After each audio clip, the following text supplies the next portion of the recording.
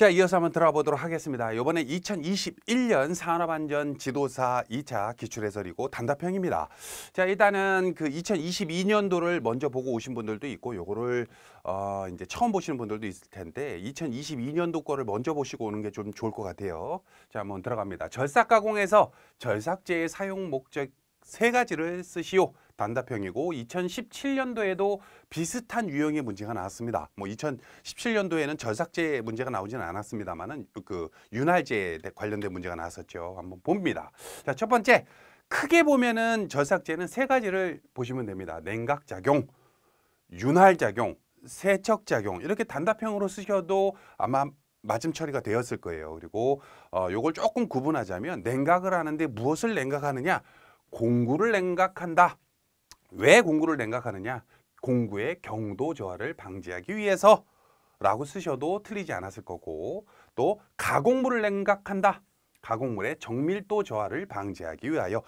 냉각을 하면 가공물의 가공 정밀도가 저하되지 않는구나 라고 생각하시면 되고, 윤활작용도 마찬가지로 공구와 가공물을 나눠서 기재를 하셔도 아마 틀림 처리되지는 않았을 것 같아요. 크게 보자면은 냉각, 윤활, 그리고 세척작용이 있죠. 특히 세척작용 같은 경우에는 칩 제거 등의 목적이 있다라고 나오는데, 실질적으로 칩을 뭐 절삭제를 이용해서 완전히 제거하기는 좀 어렵죠. 뭐 칩이 많다면. 근데 칩이 모른다라고 하시는 분들도 있을 수 있기 때문에 이걸 조금 더 깊이 있게 설명을 좀 드리면은 어디 봅니다. 일단 절삭 가공 시에 발생하는 여러 가지 트러블이 있습니다만은 칩 같은 경우에는 우리가 이제 나무를 깎다 보면 톱밥이 나오지 않습니까? 그렇다시피 쇠를 절삭하다 보면은 쇠도 칩이 나와요. 근데 그 칩이 이제 길쭉하게 나오다 보면은 아무래도 이제 날카롭기 때문에 손을 다친다든지 혹은 기계에 영향을 미칠 수 있기 때문에 여러 가지 이제 그 브레이크 작업을 통해 가지고 칩이 말릴 수 있도록 하거든요. 근데 그거는 이제 좀 이따 설명을 다시 드리고, 자, 일단 절삭 가공 시 발생하는 트러블이 있어요. 그죠? 절삭 가공하다 보면 마모, 결손, 파손, 절손, 박리, 소선 변형, 균열 등이 일어납니다.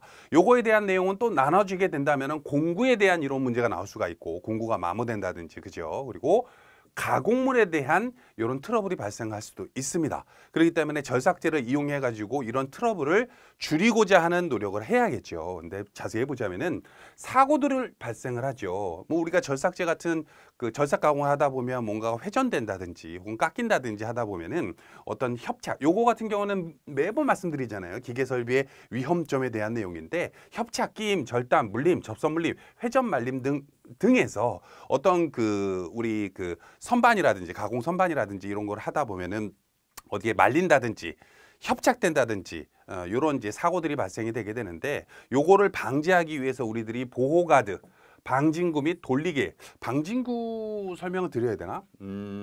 우리가 이제 요런 방진구가 있다면 요렇게 생겨 먹었어요.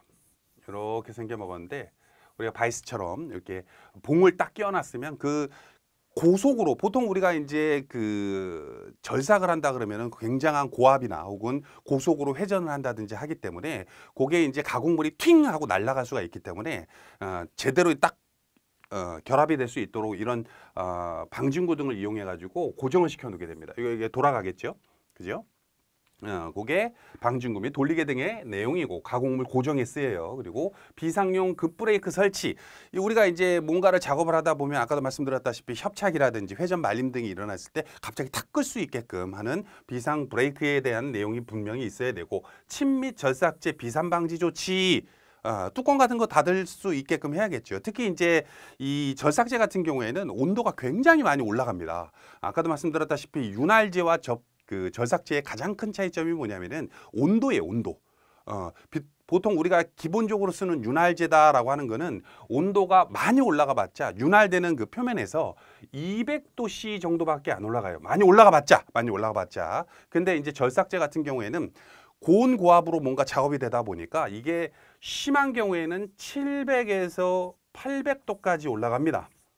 이게 미스트 형태로 막 나오기도 한단 말이에요. 그렇기 때문에 절삭제가 비산된다 그러면 단순하게 절삭제가 비산돼서 더러워졌어 혹은 넘어졌어 이런 걸 떠나가지고 화상의 위험도 있습니다. 이해되시죠? 자, 그리고 칩 브레이커 설치, 요게 이제 칩 제거에 관련된 내용이라고 같이 보시면 돼요. 근데 우리가 이제 공구 같은 거에다가 우리 칼질을 할 때 보면 칼질할 때 보면 칼이 여러 칼이야. 칼을 이제 어떤 이제 오이 같은 걸 썰다 보면 오이가 칼에 막 달라붙잖아요. 그걸 똑똑 떨어뜨리기 위해서 이렇게 홈을 주죠. 홈을 준단 말이에요. 마찬가지로 공구에 어떤 특정 그 작업을 해가지고 칩 브레이커를 설치를 해. 그러면 이제 칩이 나올 때 길쭉하게 나오는 게 아니라 돌돌돌돌 말리게 하거나 혹은 일정 길이가 됐을 때 그 칩이 똑똑 부러지게 할 수가 있단 말이에요. 이해되시죠? 그래서 칩 브레이크를 설치한다. 칩 제거 시 수공구를 사용한다.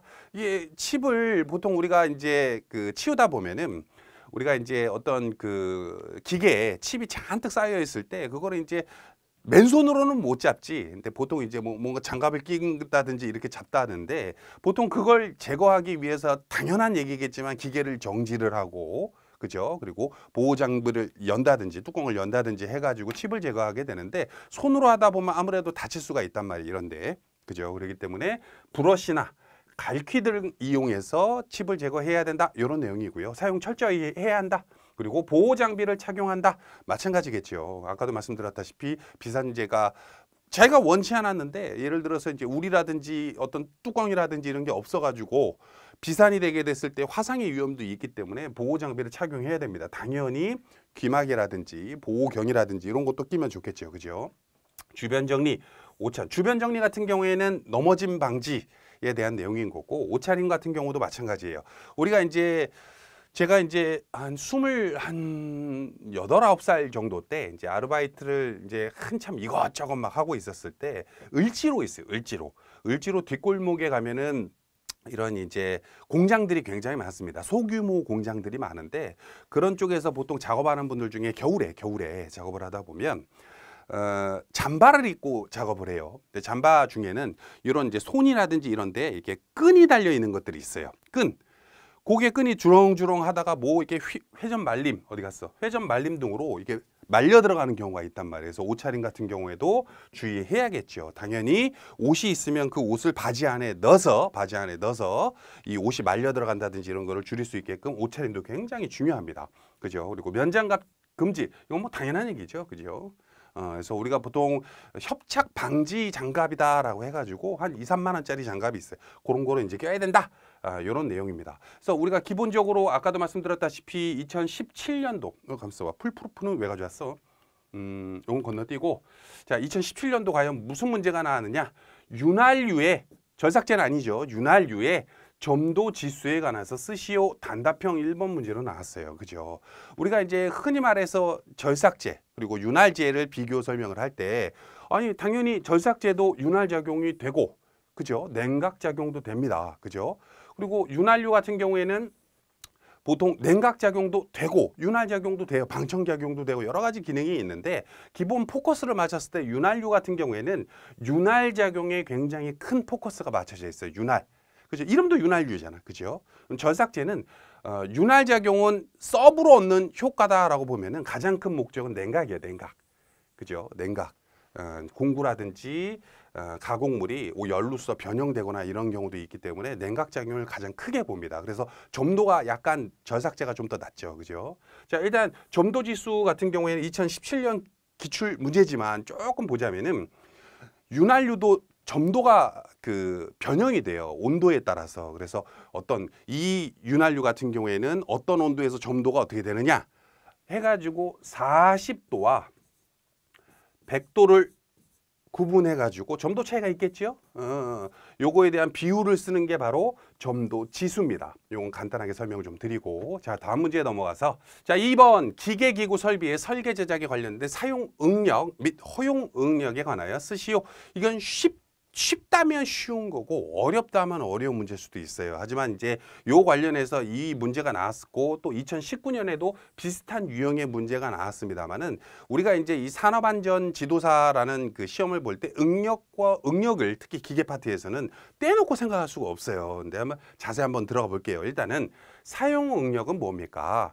설치된 구조물이나 운전 중인 기계에서 실제로 안전한 범위 내에서 언제 안전한 범위 내에서 작용하는 응력입니다. 뭔지 모르겠으나 뭐를 사용하는데 안전에 대해서 힘을 가해진다. 그게 사용 응력이에요. 그럼 두 번째 허용 응력은 무엇이냐? 어떤 제품을 설계할 때 언제? 설계할 때. 이건 사용할 때고 이건 설계할 때 기준이 되는 응력을 뜻한다. 안전율이 적용돼요. 선생님 안전율이라는 용어가 나왔습니다. 이게 뭡니까? 물론 기계를 공부했던 분들 혹은 그 전에 이제 뭐 1차 공부했던 분들도 그렇겠습니다만 안전율 막 주구장창 들었을 거야. 좀 이따 설명을 다시 한번 드릴게요. 안전율은 적용돼요. 허용 가능한 최대 응력을 말한다. 언제? 설계할 때. 요건 언제? 요것도 안전한 범위 내는데 언제? 요거는 사용할 때. 어디 갔어? 사용할 때. 실제로 사용될 때. 그걸 사용 응력이라고 하고 허용 응력이라고 해요. 자, 쉽게 얘기하면 이런 거예요. 우리가 이렇게 엘리베이터가 있어. 엘리베이터에 이거는 최대 적중 무게가 500kg입니다. 라고 했어. 이건 누가 정해놓은 거야? 누가 정해놓은 거야? 설계자가 500kg 이상은 실지 마시오, 타지 마시오 라고 정해놓은 거죠. 그죠? 이건 뭐겠어요? 어디 갔어? 허용 응력이 되겠지. 그죠? 설계니까. 그죠? 그리고 실질적으로 이 500kg 정도 싣는 엘리베이터에 실제 500kg 매번 타? 아니죠. 어떨 때는 제가 몸무게가 100kg니까 저 혼자 탔어. 그러면 이거는 100kg이잖아. 그죠? 허용 응력 안에서 사용이 된단 말이야. 요번에는 100kg 탔네. 요번에는 2명이 타서 200kg이 됐네. 어떤 어린아이가 타서 50kg이 됐네. 그죠? 이 안전한 범위 내에서 사용되는 응력을 사용 응력이라고 해요. 어렵지 않죠? 그죠? 어렵지 않아요. 자, 그리고 응력에 대해서 선생님 저는 응력이 뭔지 모르겠습니다. 응력이 작용되는 힘이 뭔지 모르겠습니다. 자, 이렇게 생각하면 돼요. 응력을 구하는 공식이라든지 여러 가지 복잡하게 생각하지 말고 우리가 재료역학 파트를 물론 다루지만 이거는 이제 안전에 관련된 내용인 거지.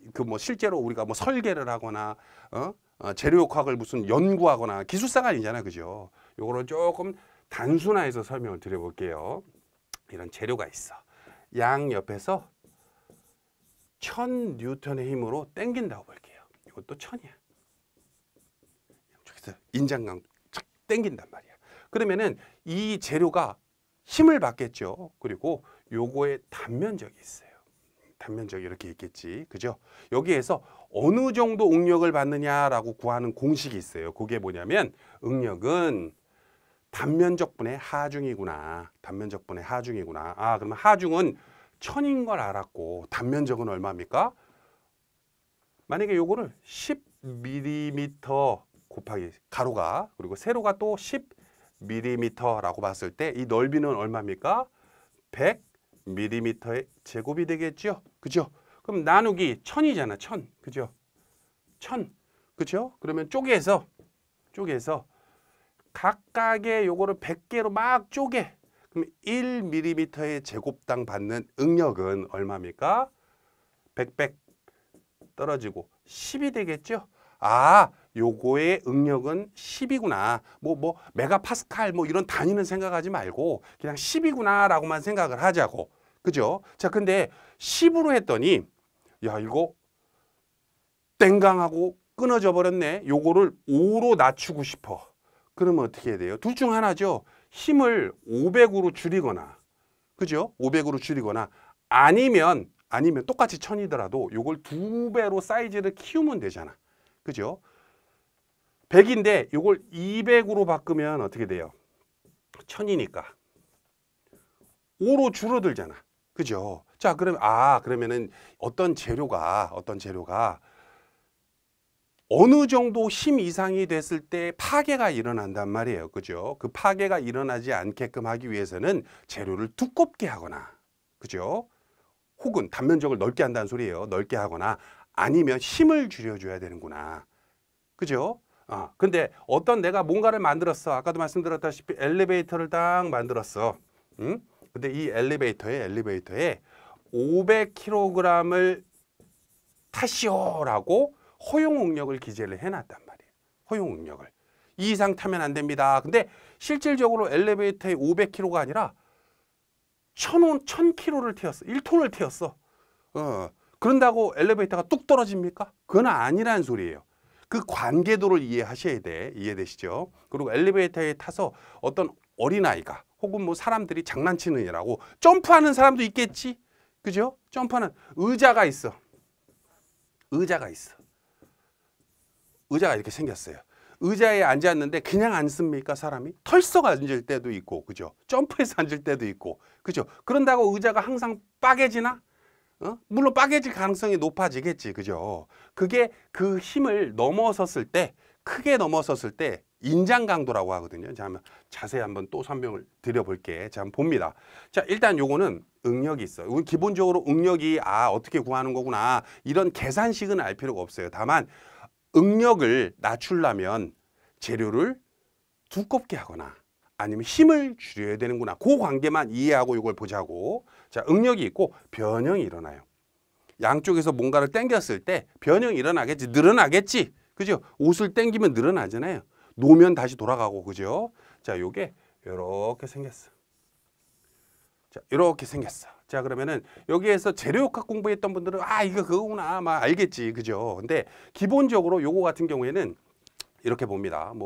요걸 가지고 물론 이제 이렇게 그려 가지고 요게 이제 무슨 공칭 응력 선도나 진 응력 선도냐 뭐 이런 것도 있겠지만 기본적으로 요것만 생각하자고. 어떤 재료가 있는데 힘을 계속 가하다 보니까 여기에서 재료가 똥강하고 파괴가 돼 버리더라. 끊어져 버리더라. 종이를 찢다 보면 찢어지잖아요. 그죠? 어느 정도 힘을 조금만 줘서는 안 주잖아. 그죠? 세게 찢으면 어떻게 돼? 찢어지잖아. 그죠? 파괴가 일어나는구나. 그 파괴가 되기 직전에 있는 걸 뭐라 그러냐면 극한강도, 인장강도라고 해요. 극한강도 뭐라고요? 극한강도.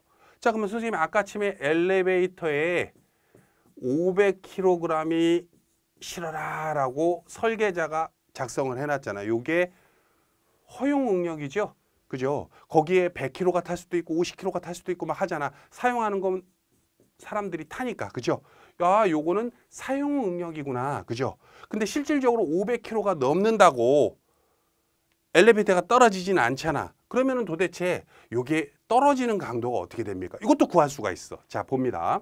자, 일단은 파괴가 요 정도에서 일어나게 되는데 기본적인 건 설명드려야 되니까 한번 볼게요. 여기에 비례 강도라는 게 있어. 비례가 뭔지 몰라도 돼요. 비례 강도라는 게 있어. 그리고 여기에 탄성 한도라는 게 있어요.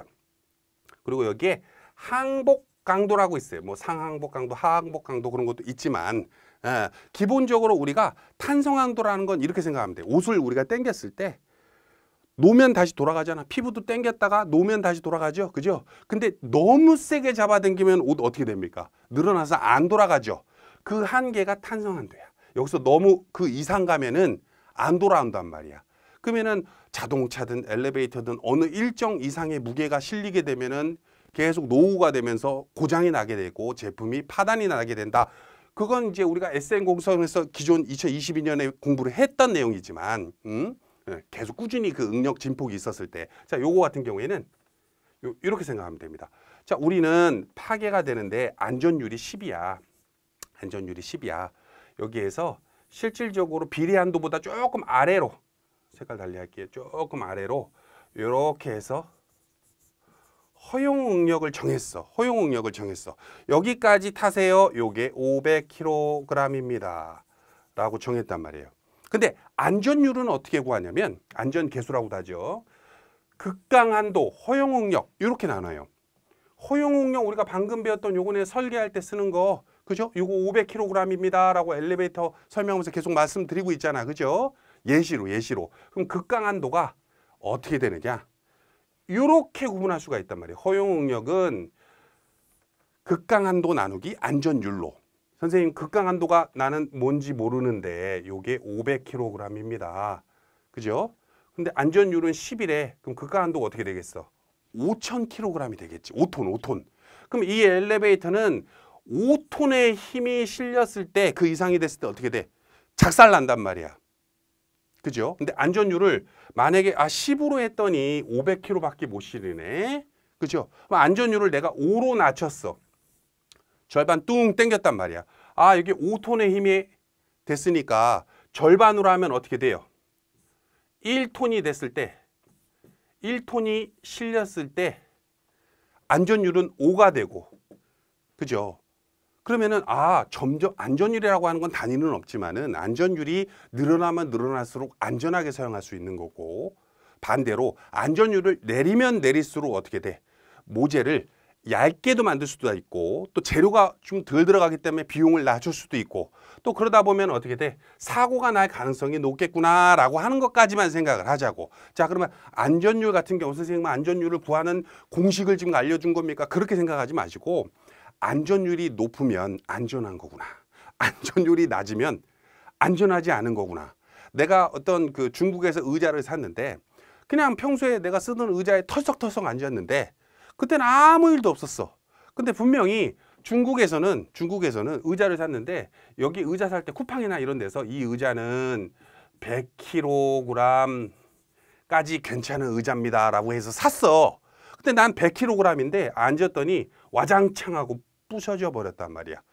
왜? 얘네들은 안전율을 내렸기 때문에. 그죠? 100kg을 우리가 편히 앉는 게 아니라 팍 앉을 수도 있잖아요. 그죠? 요런 관계만 생각을 하자고. 관계만. 어렵게 생각하지 말고. 자, 넘어가서 자, 2019년 선생님 갑자기 사용 응력이랑 허용 응력 설명하다 안전율까지 이게 뭡니까? 그러니까 기본적으로 생각을 할 때 우리가 제품에 응력을 가했을 때 제품이 변형이 되는데 거기에서 발생되는 허용 응력과 사용 응력의 관계를 알아야 돼요. 자, 그러면은 이렇게 한번 질문 한번 드려볼게. 자, 일단은 허용 응력이 있고 사용 응력이 있어요. 자, 둘 중에 어느 게 더 수치가 낮아? 허용 응력이 더 적겠지. 허용 응력 아래에서 사용돼야 될 거 아니야. 그죠? 그죠? 자, 그러면은 허용 응력이 비례 강도보다 큽니까 작습니까? 당연히 비례 강도보다 작아야겠지. 그죠? 그래야지 기계가 고장나지 않잖아요. 옷을 이렇게 당기면 야 거기 매달리면 안 돼 고장나. 매달리면 안 돼. 고장나. 매달려도 될 만큼 다시 돌아올 만큼 되는 게 비례 강도고. 그죠? 그 안에서 허용 응력이 정해져야 되고. 그죠? 그리고 사람이 타는 거는 안전율이 높아야 되는구나. 그 관계만 생각을 하자고요. 이거는 본강의가 아니라서 보통 기본적으로 기출해설 같은 경우에는 그냥 사용 응력은 뭡니다. 허용 응력은 뭡니다. 라고 암기시키는 게 제일 좋은 방법이지만 저번에도 말씀드렸다시피 기계 전공 안 한 분들은 이걸 처음 보는 분들도 있을 수가 있기 때문에 그냥 깊이는 아니더라도 기본적인 구성 관계만 설명을 드리는 거예요. 그죠? 자, 그러면은 선생님 극강 한도 제품이 파단나는 그 한도 있죠? 극강 한도가 제일 큰 거겠네요. 그렇지. 그 이상 가면 제품이 박해져 버리니까. 자, 됐죠? 넘어갑니다. 그래서 봐. 2019년 요것도 설명드릴까? 자, 2019년 단답형 2번 문제 기계기구 설비 설계 제작에 관련된 응력 집중 계수를 구하시오. 이렇게 나왔단 말이에요. 이것도 물론 2019년 기출 문제는 아니지만 이것도 응력에 대한 내용이 나왔고 응력 집중 계수가 뭔지를 쓰래. 자, 응력이 집중되나 보다. 요거는 그냥 상상을 통해서 알 수 있겠지. 응력이라고 하는 거는 기본적으로 이렇게 네모나고 응력을 인장시켰을 때 여기에 들어가는 건 똑같겠지. 평균 응력이 똑같단 말이에요. 그죠? 이해되시죠? 근데 어떨 때 보면 응력이 어느 한 곳으로 몰릴 때가 있어요. 그러니까 이렇게 그려볼까요? 자, 요거를 이렇게 그려봅시다. 자, 요런 축이 있다고 볼게. 축이. 그리고 여기에 이렇게 생긴 기아를 장착을 했어. 그리고 요거를 이렇게 돌리고 있어. 기계가 축을 돌리고 있어. 그러면 축이 도니까 기아도 같이 돌겠죠. 그죠? 급브레이크 밟을 수도 있고. 그러면 여기서 제품이 이 축이 만약에 파괴가 된다면 어디가 파괴가 될 것 같아요? 자, 1번 여기가 파괴가 됩니다. 2번 여기가 파괴가 됩니다. 3번 여기가 파괴가 됩니다. 그죠? 힘을 받는 부분이 이 부분이란 말이야. 그죠? 그렇게 그러면은 평균적으로 이 모지의 단면 부분이 받는 응력에 대한 내용과 이 부분이 받는 응력이 다르겠지. 그죠? 모양이 딱 그러잖아. 그죠? 그래서 이 부분의 비율을 구한 게 응력 집중 계수라고 불러요. 됐죠? 그래서 응력 집중 계수가 크면 클수록 어떻게 돼? 제품이 파단될 가능성이 많다. 이 부분이 고장날 가능성이 많다. 이렇게 보시면 돼요. 그러면 이걸 줄이기 위해서 어떻게 해야 됩니까? 보통은 라운드 지게집니다. 이렇게 돼 있는 거랑 이렇게 돼 있는 거랑 이렇게 돼 있는 거랑 제품이 파단된다면 요게 파단이 많이 될까요? 요것도 하나 그려볼까요? 자, 제품이 어느 게 제일 파괴될 가능성이 집중 계수가 제일 높고 응력 집중이 제일 많이 일어나는 데가 각각 같다면 요 부분 같다면 어느 게 제일 위험해 보입니까? 요 2번, 3번. 각도를 줄여줄수록 나중에는 요게 이제 곡선으로 만들 수도 있거든요. 할수록 응력은 줄어드는구나, 응력 집중이 줄어드는구나 라고 생각하시면 돼요. 자, 됐죠? 자, 요게 2019년도 문제였고, 자, 3번 넘어갑니다. 산업안전보건 기준에 관한 규칙상 진동 작업에 해당하는 작업 3가지를 했어요. 이게 굉장히 제일 쉬운 문제였어요. 제일 쉬운 문제. 요런 문제는 아마 앞으로 안 나올 거예요. 하지만 이제 한번 보자고. 자, 첫 출제 규칙 512조에 해당하는 내용입니다. 자, 첫 번째 차감기. 선생님, 차감기가 뭔지 모르겠습니다. 그럴 수 있어. 그냥 가져왔습니다. 차감기요. 두두두두두두. 알죠? 차감기. 동력을 이용한 해머. 그죠? 뭐 이런 것도 해머고. 그죠? 이런 것도 해머지 뭐. 그죠? 큰 걸로 할 때는 항타기는 그러면 해머입니까? 그것도 해머지. 그죠? 체인톱. 체인톱은 설명할 필요 없죠? 부릉 해가지고 나무자를 때 쓰는 체인톱. 그죠? 그리고 엔진 커터. 엔진 커터가 요거예요. 자, 그리고 동력을 이용한 연삭기. 연삭기 가는 거. 그죠? 임팩트 렌치. 우리가 자동차 바퀴 같은 거 뺄 때 두두두두 하는 거 있죠? 여기 있네. 요게 임팩트 렌치입니다. 요거는 법규 부분을 모르더라도 진동이 일어나는구나. 진동을 여러분들 그 남자분들 막 노가다 아르바이트 해보신 적 있잖아. 물론 뭐 까대기라 그래서 뭐 콘크리트에 있는 거 이제 튀쳐나온 거 이제 막 까고 막 그런다고. 보통 요런 거 이제 주죠. 하나 해가지고 막 한단 말이야. 철거 업체 같은 데 가가지고 이런 걸 할 때도 있고. 요즘은 안 그러나? 저 때는 이제 아르바이트 대학교 때 이제 하면 이런 거 가지고 막 했단 말이에요. 그러면 이제 요거를 한 3, 40분 이게 작업하다가 딱 끄잖아, 기계를. 그럼 손이 덜덜덜덜덜 떨린단 말이에요.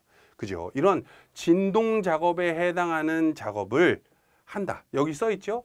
원래 법규상으로 요거까지 써 있습니다. 그 밖에 진동으로 인하여 건강 장애를 유발할 수 있는 기계 기구. 그죠? 이런 작업을 할 때 위험한 위험점 뭐가 있겠습니까? 돌멩이가 튄다든지. 그죠? 혹은 계속된 진동으로 소음. 그죠? 눈에 뭐가 튄다든지. 혹은 진동이 계속 오다 보니까 어떻게 돼? 근육에 이상이 생긴다든지 여러 가지 문제점이 있을 수가 있겠죠. 어찌됐건 정답은 차감기, 뭐 체인톱, 엔진 커터 요 정도만 써도 3가지 쓰라고 했기 때문에 아마 맞출 수 있지 않았을까라고 싶습니다. 자, 됐죠? 자, 4번 산업용 로봇. 자, 매해 출제됩니다. 매해 출제가 돼요. 매해 출제. 요거 같은 경우에는 첫 번째 출제지만 너무 쉽기 때문에 앞으로 만약에 뭐 2023년이든 4년이든 5년이든 출제가 또 되더라도 이 부분을 못 맞출 사람은 없었을 것 같아요. 그죠? 그냥 진동 작업에 해당하는 게 요런 기구들 다루는 거구나. 요런 기계들 다루는 거구나. 라고만 생각하면 그죠? 근데 로봇 같은 경우에는 거의 매해 나온다. 매해. 2022년도 보고 오신 분들도 있겠지만 거기도 나왔었죠. 그죠? 표시 기준 해가지고. 자, 봅니다. 직교 좌표 로봇, 원통 좌표 로봇, 극 좌표 로봇, 수평 다관절 로봇, 수직 다관절 로봇. 제가 이제 학생 때 요거 이제 암기가 잘 안 돼가지고 어떻게 배웠냐면 우리 직원 중에 수지가 있는데 수지, 강수지. 근데 그 직원이 굉장히 극심하게 수수하더라. 화장도 별로 진하게 안 하고 하수빈 같더라. 그런 느낌으로다가 직원이 극수수 해가지고 이렇게 공부했던 기억이 납니다. 그래서 직교 좌표 로봇, 원통 좌표 로봇, 극 좌표 로봇, 수평 다관절 로봇, 수직 다관절 로봇이 있습니다. 라고까지만 얘기해도 되나? 그러면 또 이제 사람들이 이제 너무 자세하지 않는 거 아니냐라고 해가지고 또 가져왔어요. 자, 봅니다. 이거 하나하나 제가 그린 거예요. 그림이 좀 이상하긴 하지만 이해 좀 해주세요. 직교 좌표 로봇은 이렇게 보시면 됩니다. 동작 기구가 주로 직선 형태로 움직이는 로봇으로 XYZ 로봇이라고도 부릅니다. XY 로봇이라고도 부르고, 그죠? XYZ라고 하는데 요즘은 이 Z를 G라고 하더라고, 젊은 분들이. 근데 저 때는 그냥 Z라고 하니까 헷갈리니까 그냥 Z라고 할게요. XYZ 각 축별로 움직이거나, 그죠? X, Y 밑으로 내려가는 건 Z란 말이야, 그죠? X, Y, Z 축별로 움직이거나 축을 조합해서 작업용 핸드의 위치를 결정하는 로봇을 말합니다. 대표적으로 일반인들도 딱 봤을 때 뭐가 생각나요? 인형 뽑기. 인형 뽑기 해보신 적 있나? 인형 뽑기. 인형 뽑기. 딱 그렇게 생겼어. 그죠? 장점은 직선 이동의 제어가 간단하다. 그죠? 인형 뽑기 로봇 누가 못해? 다 하지. 그죠? 위치 반복 정밀도가 우수하다. 프로그래밍만 돼 있으면 딱 그 위치에 그렇게 가면 되지. 그죠? 비교적 무거운 하중도 이송 가능하다. 이렇게 들어 올리는 게 아니라 위에서 꽂기 때문에. 그죠? 그리고 간단한 구조로 조립이 용이하다. 그죠? 그리고 가격이 저렴하고 튼튼하다. 그죠? 간단한 구조가 보통 튼튼하기도 합니다. 자, 단점은 작업 영역에 비해 로봇이 차지하는 공간이 크다. 그죠? 이 작업 영역이 요 정도가 되려면 어떻게 돼? 요 정도 작업을 하려 그러면 이 기계도 요만해야 돼. 그죠? 그래야지 기계 가지. 여기를 작업할 수 있습니까? 아니지. 레일이 있는 데까지만 딱 작업이 된다고. 그죠? 자, 관절 형태의 로봇과 비교해서 선단 속도가 느리다. 이게 움직이는 게 느리다는 소리예요. 그죠? 자, 이게 직교 좌표 로봇입니다. 자, 두 번째, 원통 좌표 로봇이 있어요. 원통 좌표 로봇. 자, 우리 직교 좌표 로봇은 딱 봐도 알겠지만 이 작업되는 공간이 이렇게 생겨 먹었어. 그죠? 느껴지십니까?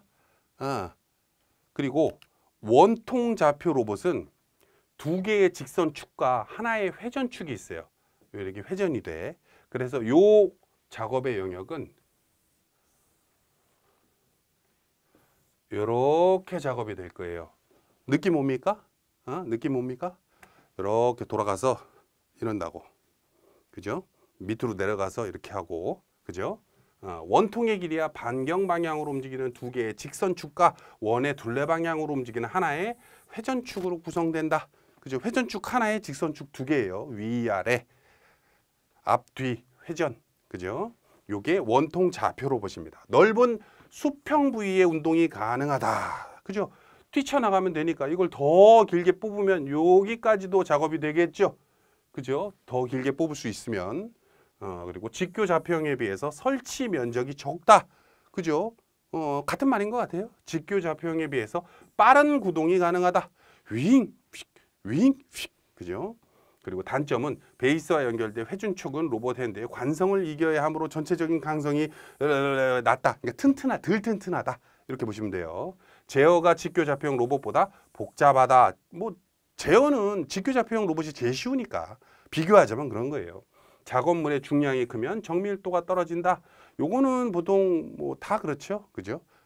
반대로 얘기하자면 튼튼하지 않다. 이렇게 생각하시면 되고. 자, 극좌표형 로봇 가져왔습니다. 생긴 게 무슨 로봇 청소기 같이 생겼죠. 그죠? 이렇게 생겼어요. 자, 요것하고 같이 비교해서 설명해도 될 것 같아요. 자, 요거는 위아래로 움직이진 않아. 회전이 된단 말이에요. 요것도 회전되고. 그렇기 때문에 운동하는 면적이, 작업되는 면적이 어떻게 생겨 먹었을까? 이렇게 생겨 먹었겠죠? 이렇게 생겨 먹었겠죠. 그죠? 느껴집니까? 선생님, 원통은 이렇게 돼 있는데, 그죠? 이렇게 작업이 되는데, 극좌표는 둥글게 되네요. 그렇지. 잠깐만, 요 부분 작업이 됩니까? 안 된다는 소리예요. 그죠? 이렇게 된다는 소리예요. 극좌표 로봇은. 그리고 원통 좌표 로봇처럼 극좌표 로봇은 직선축과 회전축을 혼용하는데 한 개의 직선축과 모만 로봇 팔을 내밀 수만 있고 두 개의 회전축, 그죠? 이렇게 돌아간다는 소리예요. 선풍기 여기에 로봇 팔 달려 있으면 딱 그렇게 생긴 거야. 됐죠? 상하 운동이 우수하다. 작업 영역이 넓다. 경사 뭐에 비해서 넓다? 로봇의 크기에 비해서. 그죠? 요거는 마찬가지로 원통 좌표 로봇도 비슷해요. 직교 좌표 로봇과 비교했을 때 그렇다는 거예요. 그리고 경사진 포지션에 대해서 작업이 가능하다. 용접 도장 작업에 적합하다. 장애물 회피에 제한이 있다. 이게 안 되는 거지. 여기에 장애물이 하나가 뚱 있어. 이걸 회피해서 어떻게 작업할 수가 없다는 거죠. 왜냐면 관절이 단순하니까. 극좌표 로봇이었습니다. 자, 수편 다관절 로봇이 이렇게 생겼어요. 요거는 세 개의 회전축과 하나의 직선축으로 구성되어 있습니다. 회전, 직선 이렇게 되는 거예요. 자, 됐죠? 요거의 작업은 그러면 작업 반경이 어떻게 생겼습니까? 이렇게 생긴 거예요. 자, 느껴집니까? 선생님 그러면 원통 좌표 로봇하고 수평 다관절 로봇하고는 뭐가 차이가 납니까? 자, 봅니다. 원통도 이렇게 되잖아. 작업 영역이. 그죠? 수평도 이렇게 생겼잖아. 그죠? 작업 영역이. 자, 차이가 있다면 수평 다관절 로봇은 이렇게 작업합니다. 이렇게 돌아서 이렇게. 그죠? 그래서 어떤 뭐라고 해야 되지? 기계 조립이라든지 전자제품 조립할 때 많이 쓰이는 로봇이에요. 원통 좌표 로봇은요. 원통 좌표는 이렇게 작업하는 거야. 위, 아래 돌아가면서 이렇게. 그죠? 래퍼야. 봅니다. 자, 수직 다관절 로봇입니다. 모두 회전축으로만 구성되어 있다. 일반적으로 6개의 회전 관절을 보유하고 있다. 흔히 생각해서 그냥 사람 팔이라고 생각하시면 돼요. 사람 팔이 여러 가지 관절이 돼 있지 않습니까? 회전 관절이. 사람 팔이 늘어나지는 않잖아. 그죠? 늘어난 것처럼 보일 뿐이지. 그죠? 그게 되어 있습니다. 목표 작업 지점으로의 접근이 빠르다. 그렇죠? 그리고 목표 작업 지점으로서의 임의 방향이 여기에 뭔가 장애물이 있더라도 피해서 할 수 있어. 뭐 세워져 있으면 피해서 하면 되지. 그죠? 그리고 공간 활용 능력이 우수하다. 3차원적으로 마찬가지죠. 설치 면적이 적고 본체의 체적이 작다. 뭐에 비해서? 직교 좌표 로봇에 비해서. 다른 말로 길게 뭔가 뻗을 수가 있다. 로봇 팔을. 단점은 회전관절면으로 구성이 제어와 사용이 어렵다. 고부하에 약한 단점이 있다. 그러겠죠. 자, 이렇게 보면 됩니다. 선생님 그러면 요거는 작업 범위가 어떻게 됩니까? 요것도 마찬가지예요. 요것도 요렇게 생겨 먹었어요. 자, 됐습니까? 이게 수직 다관절 로봇이구나. 수직 다관절 로봇이구나. 박공기 같이 생겼네. 그죠? 이렇게 생겼습니다. 자, 그러면은 직교, 원통, 극좌표, 수평, 수직, 다관절 로봇까지 했어요. 그죠? 극좌표, 좌표, 이런 좌표에다가는 형자를 붙여도 되고 안 붙여도 되는데 뭐 안 붙여도 틀리진 않을 거예요. 근데 대부분 정식으로 쓸 때는 직교, 좌표, 형 로봇을 씁니다. 원통, 좌표, 형 로봇을 써요. 자, 됐죠? 자, 그리고 여기서 조금 더 깊이 있게 들어가자면 우리가 보통 로봇에 대한 문제가 굉장히 다양하게 나와요. 그리고 이 산업용 로봇으로 인해서 발생되는 사건이라든지 재해가 굉장히 많습니다. 생각보다. 보통 사람이 그냥 죽는단 말이야, 이거는. 그러니까 말려가지고 손이 잘린다 이런 게 아니라 그냥 아예 죽는 사고가 굉장히 빈번하게 일어나요. 그래서 흔한 예로 뭐 최근에는 2022년도였나? 어떤 꼬마아이가 체스를 두는데 로봇 체스를 두는데 러시아에서 그랬던 것 같은데 꼬마의 손가락을 절단시켜버리는 사고가 있었죠. 로봇이. 뭐 그런 사고도 있었고 한번 읽어볼게요. 로봇의 작동 범위에서 선생님 로봇이 이렇게 작동을 되는데 이 범위에 사람이 들어간 거야. 그죠? 범위에서 수리 등 작업을 하는 경우 해당 로봇의 운전을 정지 후 작업해야 하나. 그죠? 정지 후 작업해야 하나. 정지를 했어 안 했어? 안 하고 들어가는 경우가 종종 있습니다. 종종. 혹은 어떤 수리를 하는 게 아니라 작업물이 잘 되고 있나 이렇게 들어간단 말이에요. 그러지 못하게끔 하기 위해서 이 사이드에다가 우리가 뭐를 설치해요? 방책을 설치한단 말이에요. 사람이 못 들어가게. 그죠? 여러 가지 기능을 이용합니다. 근데 그 같은 경우에는 경력 방책을 출입문에 연동해서 하는 경우가 있어요. 뭐 여러 가지 안전장치가 있겠죠. 격리형 방호장치, 인터록 작동될 때는 문이 아예 안 열리게 하는 거, 그죠? 뭐 안전 플러그, 근로자가 아닌 사람이 스위치 조작 금지, 이건 뭐 사람이 하는 거고, 감음형 방호장치, 광전자식, 전자감응식이라고 해서 로봇이 이렇게 막 작동이 되고 있어. 그리고 여기에 방책이 이렇게 쳐 있어. 울타리가 이렇게 쳐 있어. 그죠? 울타리가 이렇게 쳐 있어. 여기 입구가 이렇게 있어. 여기에 광선이 이렇게 쏘고 있어.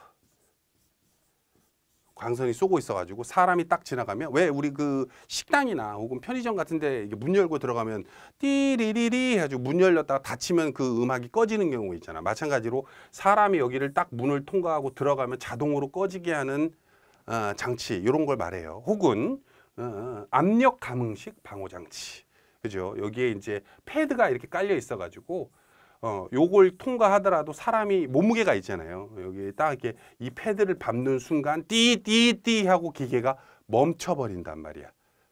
이해되시죠? 자, 요걸 통해 가지고 안전장치들이 있어. 근데 문제는 꼭 왜 발생되냐면 여러분들 아시겠지만은 요걸 꺼요. 개조한단 말이야. 그래서 뭔가 이제 문이 닫혀져 있을 때만 작동되게끔 하는 인터록 장치, 뭐 장치가 있다 하더라도 거기에다가 뭘 이렇게 어떻게 설명해야 되지? 엘리베이터 작업을 할 때, 엘리베이터를 끄고 작업하는 게 아니라 뭐 어떻게 하지? 거기다가 그 종이 같은 거 껴가지고 작업하는 것처럼 이 사람들이 오고 가고 이제 뭐 잘 되고 있나 뭐 이상 없나 이게 검수를 할 때 기계 껐다가 들어갔다 다시 작동했다가 뭐 검사했다가 이렇게가 귀찮다 보니까 또 이제 우리 그 직장 내 오너분들이 이런 걸 종용하지. 우리 오너분들은 원래 물론 안전도 중요하지만은 그 생산력이 제일 우선이 돼요. 공장 같은 데에서는. 그래서 뭔가 기계를 끄면 말 그대로 기계가 작동을 멈췄기 때문에 그만큼의 손해가 있잖아. 그러다 보니까 이제 그 능률 관련해 가지고 굉장히 그 직원을 쪼다 보면 몇 명의 사람들이 보통 이제 이러면 위험하다라는 걸 알면서도 아예 괜찮아 해가지고 이런 안전장치를 끄고 작업을 하는 경우가 있어요. 과도한 충성을 한다든지. 우리가 그래서 이 시험 과목 중에서 기업 진단 및 그 지도 관련해서 공부할 때 사람의 심리도 공부를 하지 않습니까? 그런 게 이제 딱 그런 부분 때문에 그래요. 어찌됐건 이런 장치가 다 있음에도 불구하고 내 기억에도 2021년도에 어떤 분이 이제 여기에다가 뭔가를 문이 닫혀져 있는 것처럼 뭔가를 끼웠어. 그리고 들어가서 검색을 하다가 수직 다관절 로봇에 껴가지고 팍 해가지고 생명을 잃은 그 기억이 나요. 뉴스를 봤던 기억이 나는데 뭐 그런 내용이라든지 이런 것도 있습니다. 그리고 당연히 기타 방호 장치에는 비상 정지 장치, 브레이크 등등이 있겠죠. 그죠? 어찌됐건 4번 정답만 놓고 봤을 때는 산업 로봇을 동작 형태별로 분류할 때 그 종류 4가지는 직교, 원통, 극좌표, 수평, 수직 등이 있습니다. 자, 됐죠? 요거는 2020 언제야? 2년도 기출문제였죠. 잘 지어지지 않는 곳에, 잘 보이는 곳에 써야 되는 표시는 무엇이냐? 제조자의 이름과 주소, 모델 번호 및 제조 일년 번호, 제조 연, 월, 중량, 전기 또는 유공합 시스템에 대한 공급 사항, 이동 및 설치를 위한 인양 지점, 그리고 부하 능력이 나오네. 그죠? 부하 능력이 나오네. 만약에 어떤 로봇을, 산업용 로봇을 본인 공장에서 구매를 했어. 거기에 200kg이라고 써 있어. 200kg이라고 여기 부하 능력이 써 있어. 자, 그럼 문제 낼게요. 요거는 사용 능력일까? 허용 능력일까? 요게 뭘까요? 설계상 요 정도까지가 부하 능력입니다. 이 이상 쓰지 마세요. 이게 뭐예요? 허용 능력이겠지. 자, 됐습니까? 그래서 어떤 작업을 할 때 저는 50kg에서 150kg 사이를 사용하고 있습니다. 이건 뭐야? 사용 능력이 되겠지. 그죠? 최대 허용 능력. 자, 됐습니까? 자, 5번 산업안전보건기준에 관한 규칙사항. 항타기. 2022년도에도 항타기 문제 나왔었죠. 근데 제가 봤을 때 항타기 문제가 이렇게 자주 나올 건 아닌데 이게 나온 이유가 이제 2022년도는 개정돼 가지고 나온 것 같기는 해요. 어찌됐건 항타기는 21년도와 22년도 연달아 나왔습니다. 자, 자, 항타기 또는 항발기를 조립할 때 점검사항 세 가지를 쓰시오. 세 가지가 아니라 더 많지. 하지만 세 가지만 쓰시오라고 좀 쉽게 나왔어요. 법규 부분을 공부했던 분들은 당연히 풀 수 있겠지만 범위가 워낙 넓으니까 힘들 수도 있겠다. 그죠? 한번 봅니다. 본체 연결부의 풀림 또는 손상의 유무. 항타기가 뭔지 잘 모르겠습니다 하는 분들이 있을 수 있어요. 그전에도 제가 포크레인 좀 비슷하게, 크레인 비슷하게 생겼다 이렇게 말씀드렸는데 사진을 가져왔어요. 자, 요렇게 생겨 먹었어. 항타기, 항발기, 오거크레인 다 뭐 같은 기계예요. 자, 보면은 본체 연결부의 풀림 또는 손상의 유무. 무게 딱 봐도 느낌이 오겠지만 굉장히 무겁습니다. 그리고 높은 이렇게 세우다 리드를 높게 세우기 때문에 이런 부분에 연결되는 고리 같은 게 이제 우리가 훅이라고 하는 게 있죠. 이렇게 생겨가지고 왜 이렇게 생겼잖아. 훅 여기다 이제 걸잖아. 쇠사슬 같은 거를. 그죠? 요것도 자주 사용하다 보면 이렇게 늘어나요. 그래서 10도 이상 늘어났을 때는 이 뭐 버려라. 새로 바꿔라. 뭐 이런 것도 있기도 하는데 이게 이제 연결 부위라든지 이런 게 뭐 풀림 혹은 손상의 유무가 있어가지고 한번 잘못되면 이게 넘어가 전도된단 말이야. 넘어가 버 대형 사고가 나죠. 그죠? 그래서 보통 항타기 작업할 때는 주변 몇 미터 이내에는 아예 사람이 접근 못하도록 조작자 말고는 안전 가드를 치기도 하는데 실질적으로 건설 현장에서 토목 현장에서 그렇게 해가지고 뭐 아느냐 그렇지도 않더라고 보니까. 어찌됐건 본체 연결부의 풀림 또는 손상의 유무를 확인해라. 그죠? 그리고 권상용 와이어 로프. 로프를 쓰잖아요. 쇠로 된 거. 와이어 로프. 드럼. 드럼에다가 와이어 로프가 막 감겨져 있죠. 그리고 도르래의 부착 상태 이상 유무. 그죠? 뭐가 이렇게 헐거운 게 있는지 뭐 비슷한 얘기는 하는데 이거는 권상용 와이어 로프가 굉장히 보통 법규에 이런 거 써놨다는 거는 이런 유형의 사고가 나면 대부분 써놔요. 그리고 사고 위험이 높은 지점에다 이런 거 써놓는단 말이야. 그리고 권산장치에 권산장치를 모르시는 분들이 있으려나? 우리가 와이어 같은 거 감을 때 쓰는 건데 뭐 낚시 알죠? 낚시 막 하잖아. 낚시. 그 낚싯줄을 감는다 그러죠? 그걸 권상기라고 생각하면 돼. 권상기. 이런 와이어 같은 거를 감는단 말이에요. 막 돌돌돌돌 감는단 말이에요. 그죠? 근데 그거를 감는 게 권산장치고 거기에 이게 막 갑자기 풀리거나 하지 않도록 이제 브레이크를 잡아 놓는단 말이에요. 혹은 쐐기를 하는데 이렇게 생각하면 돼. 우리가 차량을 주차를 시켜 놓고 기우는 어떤 경사지에다가 차를 주차시켜 놓고 사이드 브레이크를 당기죠. 그리고 기어를 넣어 놓는단 말이에요. 그죠? 이건 수동이고 자동은 P를 누르지. 그죠? 자, 근데 브레이크 같은 경우에는 브레이크는 브레이크고 뭐 사이드 브레이크다라고 생각하면 돼요. 그리고 쐐기 장치 같은 경우에는 P다라고 생각하면 돼. P. 그래서 우리가 이런 톱니가 있어. 톱니예요. 그리고 여기에 쐐기가 이렇게 생겨가지고 탁 브레이크가 풀리더라도 여기에 걸려가지고 안 돌게끔 와이어가 안 풀리게끔 하는 게 그 쐐기 장치입니다. 자, 됐죠. 그리고 권상지의 설치 상태 이상 유무 정상적으로 설치됐는지, 그리고 버팀의 방법, 정상적인 버팀의 방법으로 됐는지, 고정 상태 이상이 없는지 이런 거를 검토하게 돼 있어요. 세 개만 쓰면 되기 때문에 어려운 문제는 아니었는데 어찌됐건 항타기 또는 항발기, 그리고 항타기, 항발기에 관련된 문제들이 만약에 또 나온다면 이런 문제 나올 수 있죠. 방금은 막상 이제 여러분들이 이제 실무를 하시는 분들도 있겠지만 실무를 하러 가면은 이거 다 거의 못 외워요. 너무 많기 때문에. 그래서 요런 그 표가 있어요. 표. 본체 연결부 풀림의 손상 유무, 양호, 불량, 양호, 불량 이렇게 생겼어. 여기다 이제 우리가 가지고 다니면서 양호 이렇게 체크를 하죠. 검수자 누구 쓰고, 그죠? 이런 표가 있습니다. 자, 보면은 뭐 설명하다 갑자기 반대로 빠져. 이 항타기나 항발기 관련해서 조립시가 있고, 이게 조립시죠. 조립시에 대한 내용이 있고, 작업시에 대한 내용이 있고, 작업시가 제일 많겠지, 그죠? 해체시가 있고, 이동시가 있어요. 다 알아두시는 게 좋습니다. 하다 보면 다 중복돼요. 역순이기도 하고. 그리고 뭐 참고로 말씀을 드리면은 나중에 이제 실무를 하다 보면 보통 항탈기나 항발기 같은 거 다른 기계도 마찬가지지만 A형이라는 게 있어요. 재밌는 게 시험은 아니니까 이 부분은 그냥 깊이 있게 볼 필요는 없어요. A형이라고 하는 건 뭐냐면 개조한 항타기를 말해요. 우리가 이제 뭐 어디 그 명품 같은 거 살 때 A급 있습니다, A형 있습니다, 막 이렇게 하잖아. 까짜 할 때 까짜. 그렇듯이 A형 항타기라고 판매도 해. 그게 뭐냐면 항타기의 리드를 이거보다 더 높게 리드를 잡으면 어떻게 돼요, 여러분? 그러면은 저기 말뚝을 더 긴 거를 넣어서 한 번에 작업할 수 있기 때문에 작업 시간을 단축시킬 수가 있다고. 작업 효율을 높일 수가 있다고. 그리고 보통 건설 현장에서 빨리 져라, 밤새서 해라 막 이러다 보니까 기술자들이 좀 아이디어를 짜가지고 이걸 막 개조를 해, 기계를. 그래가지고 더 빨리 원래 7일 이상 걸리던 걸 막 3일 만에 끝내려고 막 그러거든. 그게 되면 능력 있는 작업자 이러잖아. 그러다 보니까 위험을 무릅쓰고, 그죠? 허용 응력을 넘어서서 안전율을 낮춰서 어떻게 작업을 막 한단 말이에요.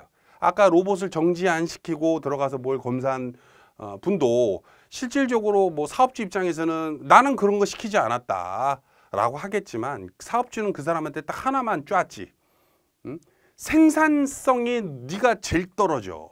생산력, 기계 멈추면 생산은 누가 해라고 직접적으로 얘기를 안 했지만 하루에 생산할 수 있는 게 100이라고 보면 이 사람이 멈추고 하고 멈추고 하면 70으로 떨어질 거 아니에요. 당연히. 그러면 이 생산력에 대해서 뭐라고 하니까 이 사람 입장에서는 어쩔 수 없이 기계를 안 멈추고 할 수밖에 없는 거예요. 그죠? 마찬가지로 갑자기 A형 나오다 열 올리게 생겼네. A형을 이용해 가지고 뭔가 막 작업을 하다가 이거는 수직에 대한 응력은 괜찮은데 이게 비틀림에 대한 이 좌우에 대한 힘이 약하기 때문에 넘어가 버려. 전도가 되는 사고가 굉장히 많습니다. 특히 이 사고 중에 어떤 때 제일 많이 나오냐면 A형 같은 경우에는 이동 시 여기서 기동 좀 하다가 저기서 기동 좀 하다가 이렇게 이동할 때 어떻게 돼?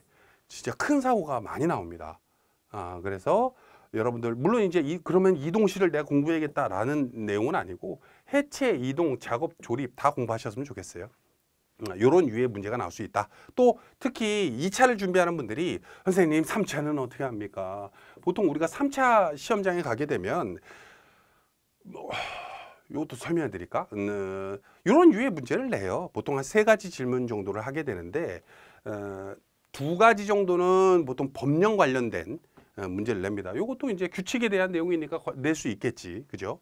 혹은 뭐 기계 일반에 대한 문제를 낼 수도 있고, 그죠? 뭐 가장 쉬운 문제는 뭐 포엠에 대해서 아는 대로 말해보시오, 뭐 이럴 수도 있고, 또 뭐 산업안전 지도사의 직무에 대해서 한번 설명해 보세요, 뭐 이럴 수도 있는데 보통 우리가 2차를 준비하면서 3차도 같이 준비하셔야 된다라고 얘기하는 게 이런 유의 문제들이 3차는 별도로 이 문제를 내고 2차는 이 문제만 내고 이러지는 않잖아. 1차에서 공부했던 내용들이 2차에 나오기도 하고, 그죠? 그리고 3차에도 나오기도 한단 말이에요. 그래서 이런 유의 문제를 봤을 때 물론 단답형이지만 우리가 논술용으로 할 수 있게끔 계속 연습을 하셔야 돼요. 만약에 이제 3차 면접장이 딱 갔는데 산업안전 보건 기준에 관한 규칙상 항타기 또는 항발기를 조립할 때 점검 사항에 대해서 말해보세요 라고 한다면 보통 우리가 이제 논술용 할 때는 서론, 본론, 결론을 하지 않습니까? 근데 면접할 때는 서론이 제일 쉬워요. 서론은 뭐 쉬운 답변으로는 네, 면접관님의 질문에 대해서 답변하겠습니다가 서론이 될 수도 있고, 아니면 그보다 좀 더 좋은 거는 내가 당신의 질문을 잘 알아들었다, 그리고 그거에 대해서 답변하겠다라는 인식을 주기 위해서, 그리고 생각할 시간을 여유를 주기 위해서 질문을 그대로 읊는 것도 좋아요. 산업안전 보건 기준에 대한 규칙상 항타기 또는 항발기를 조립할 때의 점검사항에 대해서 답변 드리겠습니다 하고, 보통 면접에서 유의사항은 뭐냐면 항상 2갈씩을 말해야 돼요. 2갈씩. 이거 면접 강의는 아닌데 그냥 알아두시라고, 미리부터 3차를 걱정할 필요는 없는데 그냥 이거 2차 공부하면서 3차도 같이 겸해서 같이 공부하셨으면 좋겠다, 이런 의미에서 말씀하시는 거니까. 2갈씩이라는 건 뭐냐면, 자, 그렇게 한 다음에, 자, 첫째, 본체 연결부의 풀림 또는 손상 유무. 2번째, 권상용 와이어로프에서 쭉 설명을 해. 한 5가지 설명을 해. 뭐 기억이 선생님 저는 5개 다 안 났어요. 3개밖에 안 났어요. 그럼 3개까지 해. 그죠? 그 다음에 어떻게 하면 돼요? 자, 첫째, 본체, 그걸로 끝나는 게 아니라 보통 면접에서 세 가지 정도를 질문하거든요. 면접관이 3명 정도 있을 거예요. 그럼 3가지 정도 질문하는데 한 사람당 보통 15분에서 20분 정도를 준단 말이에요. 근데 이거에 대한 대답을 단답형으로 여러분이 본체에 대한 연결부의 풀림 또는 손상 유무가 있고요. 이렇게 3가지 정도만 했어. 그럼 1분 만에 답변이 끝나잖아. 그럼 떨어지는 거란 말이에요. 그러면 요거를 풀어서 어떻게 길게 하느냐. 2가지식으로 하면서 자, 첫째 요게 있고요. 요게 있고요. 요게 있습니다. 첫 번째 해당하는 본체 연결부의 풀림의 손상의 유무는 요거를 점검을 제대로 안 했을 때는 어떤 위험이 있고 요거에 대해서 사고가 날 수 있기 때문에 이런 주의점이 있어야 합니다. 둘째, 권상용 와이어 로프 드럼 및 도로의 부착 상태 이상 유무는 하면서 막 이런 블라블라블라 설명을 하고 자기가 추가로 설명할 부분에 대해서 거기에 추가로 이거에 대한 점검 상황은 기준에서는 없지만 추가로 들어가서 이런 것도 설명하는 게 좋아요. 뭐 예를 들어서 권상용 와이어 로프는 안전 개수가 5 이상이어야 되는 것으로 알고 있습니다. 안전 개수 5 이상, 우리 안전 개수 앞에서 조금 했잖아, 그죠? 5 이상. 권상용 와이어 로프는 권상장치의 드럼에 적어도 2회 이상 남기고 남을 수 있는 길이어야 되고요. 이런 블라블라 이 항타기 혹은 항발기에 관련된 지식을 계속 곁다리 붙이듯이 붙인 다음에 이럼에도 불구하고 실제 사용하는 면에서 어려운 점이 있는 걸로 알고 있습니다. 사업주는 어떻게든 빨리 작업이 되기를 원하고 작업자들은 사업주에 어쩌고저쩌고 해서 뭐 산업안전 지도사의 입장에서 이런 부분을 지도할 때 이렇게 하도록 하겠습니다. 이런 식으로 매진말을 줄 수 있는 연습을 계속 하셔야 돼. 자, 됐죠? 자, 2022년 요때 논술령 9번 문제 이런 문제 나왔죠? 무너짐을 방지하기 위해요. 사업주가 준수해야 되는 사항 5가지를 쓰시오. 그죠? 요거는 우리가 했던 거니까 건너뛰고 일단은 요거는 끝났는데 계속 3차 얘기 나왔으니까 여기서 조금 3차 얘기 조금 다 잡아 드릴게요. 뭐 몰라 그 3차를 정재수 교수님이 따로 강의를 나중에 뭐 하시는지는 모르겠는데 어찌됐건 여러분들이 산업안전 지도사 건설이든 기계든 전기든 화공이든 각 파트가 있단 말이에요. 그죠? 막상 시험장에 가면 입시 시간이라고 있어요. 2차 합격하고 한 달 정도 뒤에 3차 시험이 있어. 그죠? 그럼 3차 시험에 어디 동부 지점으로 간다든지 어디로 간다든지 이렇게 시험장이 나눠지게 되잖아요. 그죠? 거기에 각 입시 시험이 시간이라고 있어요. 예를 들어서 뭐 9시다. 그러면 여러분들 9시까지 안 갈 거 아니야. 8시 반에 갈 거 아니에요. 그죠? 당연히 면접이기 때문에 여러분 옷차림 가지고 추리닝 입고 가는 거 아니에요. 면접입니다. 면접은 면접장의 문을 열고 들어가면서 문 닫고 나갈 때까지의 모든 것을 채점해요. 이해되죠? 그래서 말하고자 하는 어떤 마음가짐, 뭐 자세, 답변의 논리성, 정확성 다 채점하는 거예요. 그래서 보통 9시, 8시 반에 입실했다. 라고 치면 일찍 가서 8시 반에 갔겠지. 그죠? 그 상태에서 이제 대기실에서 이제 대기하고 있는 동안에 막 책을 본단 말이에요. 거의 이제 이 면접, 이 산업안전 지도사 대기실 같은 경우는 거의 도서관이야. 다들 책 넘기는 소리만 들려. 조용히 책 읽고 이런 느낌일 거야. 그 상태에서 조금 기다리다 보면은 이제 올라오라 그래. 다른 장소로 이동을 합니다. 이제 1차 대기실 같은 데로 가. 대기실. 대기실에 이제 딱 가면은 줄을 이렇게 세워요. 줄을 세워. 일렬 종대로 세워. 그럼 이쪽이 예를 들어서 뭐 화공이다. 이쪽이 전기다. 이쪽이 기계다. 이쪽이 뭐 건설이다. 뭐 이런 식으로 줄을 일렬로 세운다는 소리예요. 그러면 당연히 건설이랑 기계가 제일 많겠지. 그죠? 이거는 거의 한 줄이고 기계나 건설은 한 3줄 정도 돼요. 그런 다음에 줄을 서서 좀 이렇게 기다리고 있으면은 스텝이 이제 그 번호표 같은 거를 이제 하게 해요. 롤링에 그래서 선택하게끔 딱 하는데 그래서 이제 그 면접 순서가 결정이 돼요. 그래서 번호표를 받게 되는데 번호표를 받으면서 이때까지는 책 읽을 수 있을 거야. 근데 번호표를 받으면서 이제 전자 제품 반납해. 휴대폰 같은 거 있죠? 스마트워치나 뭐 이런 거 이제 반납을 한다고. 자, 그러면은 번호표가 이렇게 생겼어요. 번호가 4개가 이렇게 있을 거예요. 번호가. 첫 번째 번호가 가만 있어. 첫 번째 번호가 아마 건설이냐 기계냐 뭐 전기냐 뭐 요거에 대한 넘버링이야. 이해되시죠? 두 번째 번호가 뭐냐면 시험장 번호예요. 시험장 번호. 만약에 내가 이게 5번이라고 칠게. 이게 뭔지는 좀 이따 설명드리고, 그 다음에 이게 0이에요. 0. 0일 수도 있고 1일 수도 있고 2일 수도 있지만 아무튼 0으로 볼게요. 0이고 이게 4야. 그럼 뭐냐면 난 네 번째에 들어갈 사람이라는 거야. 기계 파티에서 면접을 보는데 난 네 번째로 볼 사람이다 라고 하고, 그거에 맞춰서 다시 줄을 세웁니다. 스텝이. 저는 네 번째로 가세요. 그럼 난 네 번째 딱 써 있으면 이해되죠? 앉아 있으면 돼요. 그 상태에서 앉아 있는 상태에서 한 명씩 어디로 보냐면 시험장으로 보내요. 한 명씩 시험장으로 가. 그러면은 이제 시험장에 문이 이렇게 잔뜩 있어요. 잔뜩 있어. 블라블라블라 있어. 그리고 그 위에 TV가 하나 있어요. 브라운관이. 거기에 번호가 똥 떠요. 자, 이 번호가 뭐냐면 나 아까 5번이었잖아요. 5번. 여기에 1번, 2번, 3번, 4번 이런 번호가 있다. 이게 시험장 번호예요. 나는 5번이잖아. 그죠?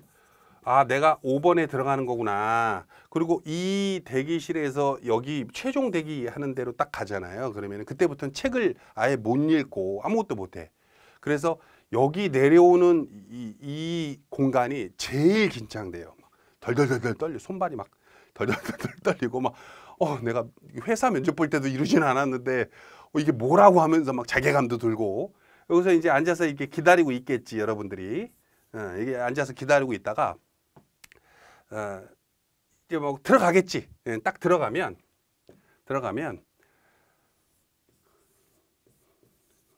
면접관이 이렇게 자리가 이렇게 생겼어요. 사방이 이렇게 좀 하얀색으로 이렇게 브라운이 쳐 있어. 그러면 이렇게 면접관이 이렇게 앉아 있을 거 아니에요, 그죠? 여러분은 여기 딱 문 열고 들어가면 이렇게 돼 있다고.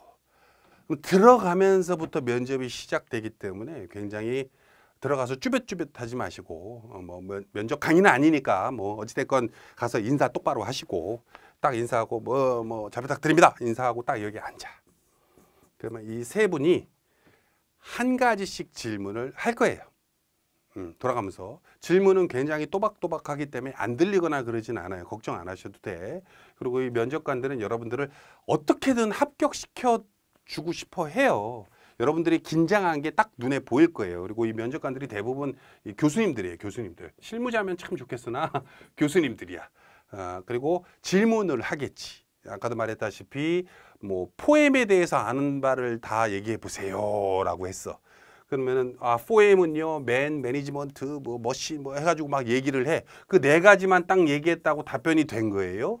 아니란 말이야. 아까도 말했다시피 면접 시간은 15분에서 20분이에요. 맞습니까? 15분에서 20분이란 말이야.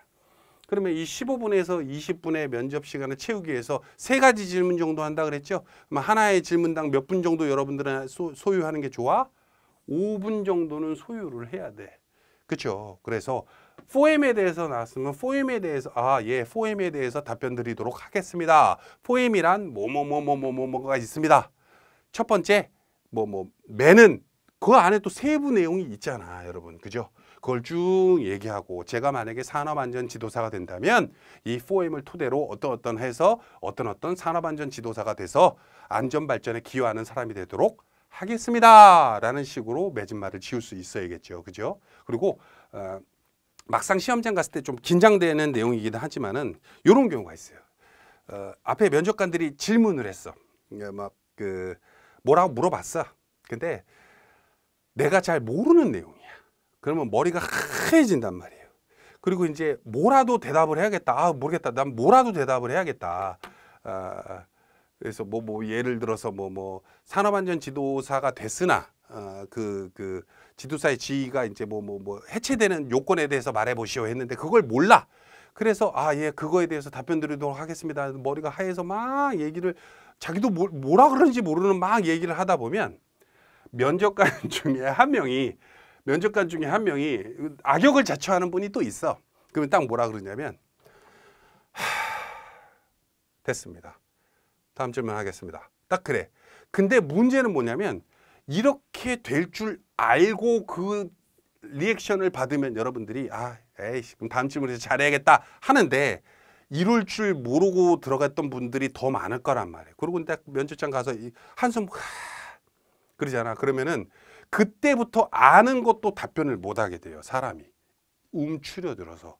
절대 그럴 필요 없어요. 질문 3개 한다 그랬죠? 3개 중에 하나 날려도 충분히 반등할 수 있는 기회가 됩니다. 그래서 여러분들 분명히 말씀드리지만 긴장하지 마시고 한숨 쉬는 있으면 한숨 쉬는 나쁜 놈의 새끼가 있으면 그래 내가 너 한번 감탄사가 나오게끔 해주겠구나 라는 응분으로 더 하셔야 돼요. 이해되시죠? 하다 보니까 이거 무슨 3차 면접 주의사항 특강이 되고 있어.